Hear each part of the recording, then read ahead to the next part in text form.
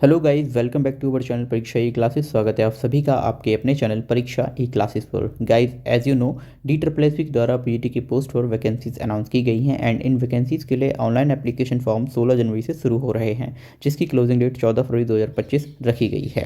In this video हम बात करने वाले हैं DSSB पीजीटी ज्योग्राफी पोस्ट के लिए आपका क्या सब्जेक्ट कॉम्बिनेशन होना चाहिए, क्योंकि कई सारे अभ्यर्थी गलत सब्जेक्ट कॉम्बिनेशन होने की वजह से प्रक्रिया में चयनित होने के बावजूद भी इस पोस्ट से जो है वो बाहर हो जाते हैं। इसीलिए ये इंपॉर्टेंट है कि आप सब्जेक्ट कॉम्बिनेशन क्या होना चाहिए इसका ध्यान रखें। साथ ही साथ इस पोस्ट के लिए क्या आपका लेवल ऑफ पे रहने वाला है, total number of vacancies for male and female candidates के लिए क्या क्या यहाँ पर निकल के आई हुई हैं, इन सब के बारे में हम इस वीडियो में बात करने वाले हैं। गाइज, यहाँ पर आप देख सकते हैं नेम ऑफ पोस्ट है, पोस्ट के जो टीचर ज्योग्राफी मेल और फीमेल और पीजीटी टीचर ज्योग्राफी, जिसका पोस्ट कोड है 832/24।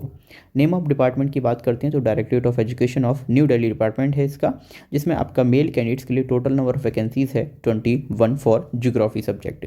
अब सबसे इंपॉर्टेंट बात कर लेते हैं आपकी क्या कुछ यहाँ पर एजुकेशनल क्वालिफिकेशन होनी चाहिए। तो यहाँ पर आपकी दो तरह से एजुकेशनल क्वालिफिकेशन बनाई गई है, एसेंशियल क्वालिफिकेशन और डिज़ायरेबल क्वालिफिकेशन। सबसे पहले हम बात करेंगे एसेंशियल क्वालिफिकेशन की, जिसमें आपके 2 पॉइंट्स हैं। सबसे पहला, आपके पास होना चाहिए master degree in geography from a recognised university और institution with at least 50% marks in aggregate और इक्विवेलेंट ग्रेड। सबसे पहले आपसे यहाँ पर डिमांड की गई है ज्योग्राफी के लिए मास्टर डिग्री, जिसमें आपकी मिनिमम 50% मार्क्स होने चाहिए फाइनल में, एंड अगर आपका ग्रेडिंग सिस्टम है तो ग्रेडिंग सिस्टम भी 50% के अप्रॉक्स होना चाहिए। इसके अलावा जो सेकंड एसेंशियल क्वालिफिकेशन है वो है आपकी बैचलर ऑफ एजुकेशन, यानी कि BEd from a recognised university. Normal BEd course जो 2 साल का होता है ये आपके पास होना चाहिए। अगर आपके पास ये कोर्स नहीं है तब आपके पास दूसरा ऑप्शन है कि बीए बीएड या फिर आपके पास बीएससी बीएड होनी चाहिए। ये कोर्स 4 ईयर इंटीग्रेटेड कोर्स होता है जो न्यू एजुकेशन पॉलिसी के तहत चल रहा है।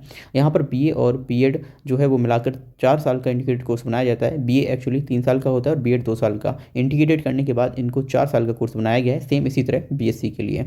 अब आपके पास यदि ये कोर्स भी नहीं है तब आपके पास यहाँ पर होना चाहिए 3 ईयर इंटीग्रेटेड बीएड और एमएड कोर्स। देखिए, 3 ईयर जो बीएड और एमएड कोर्स होता है ये आपका अलग अलग करेंगे तो आपका 2+2 यानी कि 4 साल में कोर्स होगा। अगर आप इंटीग्रेटेड कोर्स करते हैं तो आपका 3 साल का कोर्स ये बन जाता है from any NCTE recognised institution. देखिए, यहाँ पर आपसे 2 तरह की एसेंशियल क्वालिफिकेशन मांगी गई है। पहला होनी आपके पास चाहिए मास्टर डिग्री इन ज्योग्राफी, ठीक है, किसी भी रिकॉग्नाइज्ड यूनिवर्सिटी से 50% आपके मार्क्स होने चाहिए। दूसरा, आपके पास बैचलर डिग्री मांगी गई है एजुकेशन में। अगर ये नहीं है तो आपके पास बीए बीएड या फिर बीएससी बीएड हो। अगर ये भी नहीं है तो आपके पास 3 साल का बीएड और एमएड इंटीग्रेटेड कोर्स होना चाहिए। इसके अलावा अगर हम बात करते हैं डिज़ायरेबल क्वालिफिकेशन की, तो किसी भी तरह की यहाँ पर डिज़ायरेबल क्वालिफिकेशन डिमांड नहीं की गई है।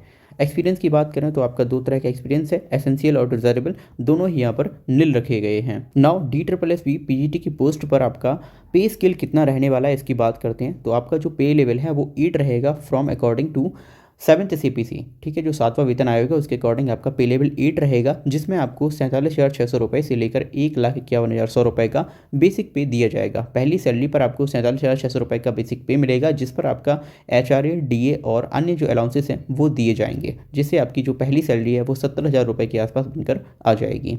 अगर हम बात करें यहाँ पर इस पोस्ट की कैटेगरी की, तो ये आपका ग्रुप बी की पोस्ट रहने वाली है, जो जनरल सेंट्रल सर्विस के अंतर्गत आती है और नॉन मिनिस्ट्रियल और नॉन गजेटेड ये पोस्ट होती है। एज लिमिट की बात करते हैं, काफ़ी इंपॉर्टेंट है। देखिए, इस बार DSSB के द्वारा पीजीटी की पोस्ट के लिए जो एज लिमिट है वो डिक्रीज़ करके 30 वर्ष कर दी गई है, यानी यूआर के अभ्यर्थियों के लिए जो एज लिमिट है वो आपकी मैक्सिमम है वो 30 साल है। यहाँ पर रिलैक्सेबल भी है for government servants up to 5 years in accordance with the instructions और order issued by central government, यानी 5 साल का यहाँ पर एज रिलैक्सेशन दिया गया है गवर्नमेंट सर्वेंट्स को। ना अगर हम बात करें आप दिल्ली स्टेट के निवासी हैं तब आपको यहाँ पर क्या कुछ एज में रिलैक्सेशन मिलने वाला है उसके बारे में टेबलेटेड फॉर्म में कैटेगरी वाइज हम आगे डिस्कस करने वाले हैं। यहाँ पर आप बात करेंगे permissible relaxation in upper age limit for different categories as under. Delhi state के निवासियों को SC ST को 5 साल का रिलैक्सेशन है, OBC अभ्यर्थियों के लिए 3 साल का। वहीं पर अगर आप EWS से PWD अभ्यर्थी हैं तो आपको 10 साल का एज रिलैक्सेशन है। PWD अभ्यर्थी अगर आप हैं SC और ST से तो आपको 15 साल का एज रिलैक्सेशन है। वहीं पर OBC के PWD अभ्यर्थियों को 13 साल का एज रिलैक्सेशन यहाँ पर दिया जाएगा। वहीं अगर हम बात करें डिपार्टमेंटल कैंडिडेट के लिए, that is regular government servant with at least 3 year continuous service, आपके पास अगर आप 3 साल से लगातार गवर्नमेंट सर्वेंट हैं रेगुलर पोस्ट पर, तब आपको यहाँ पर 5 साल का जो एज लिमिट है उसमें रिलैक्सेशन दिया जाएगा फॉर ग्रुप बी पोस्ट। अब इसमें जो शामिल किए गए हैं वो हैं आपके central government civilian employees and employees of all departments autonomous local bodies of government of NCT of Delhi. इसके अलावा अगर हम बात करते हैं ऐसे serviceman group B non gazetted वालों के लिए, तो यहाँ पर इनका period of military service plus 3 year जो है वो यहाँ पर रिलैक्सेशन दिया गया है, maximum up to age of 55 years. अब यदि हम बात करें contractual employees of same department के लिए, तो इनको वन टाइम जो है इस रिलैक्सेशन दिया जाएगा फॉर 5 ईयर्स। देखिए यहाँ पर DSSP के द्वारा पीजीटी पोस्ट पर ज्योग्राफी फीमेल के लिए केवल एक वैकेंसीज निकाली गई है। सो इन दिस वीडियो हमने डिस्कस किया है DSSP पीजीटी ज्योग्राफी की पोस्ट पर आपका जो सब्जेक्ट कॉम्बिनेशन है वो क्या होना चाहिए, एज लिमिट क्या है एंड यहाँ पर लेवल ऑफ पे क्या रहने वाला है।